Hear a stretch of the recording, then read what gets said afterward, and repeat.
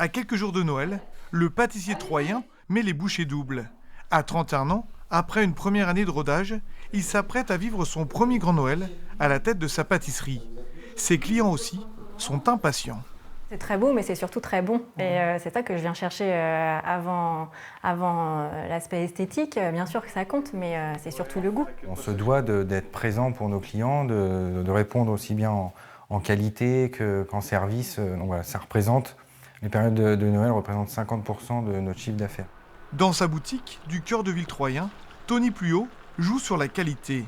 Avec sa signature, des gourmandises et bûches en forme de capsules de champagne. Ça, c'est vraiment ma signature, étant natif de Troyes. Et donc cette année, j'ai voulu décliner les bûchettes en cette forme de capsule de champagne. Des desserts qui font saliver et une fabrication artisanale qu'il revendique. Dans son laboratoire en périphérie troyenne, le jeune pâtissier recherche l'excellence. Chaque bûche prend 5 heures de travail. Moi, j'ai beaucoup de respect pour ce métier et pour l'artisanat en règle générale. Et le fait de pouvoir offrir aux clients quelque chose d'unique, je trouve que ça a beaucoup d'importance au final. Avoir des goûts francs avec des produits de grande qualité. Et si on peut faire quelque chose de très joli en même temps, on a tout gagné. Et côté tendance, pour ce Noël 2025, le chocolat dont le cours a pris 300% est moins plébiscité et les goûts évoluent.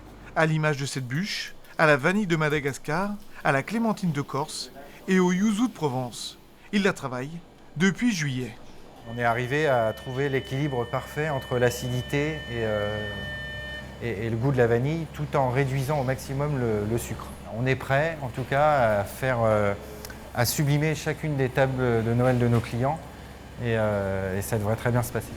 Le moment de vérité aussi pour Tony Pluot, sans cesse à la recherche d'une pâtisserie de goût adaptée aux envies du moment.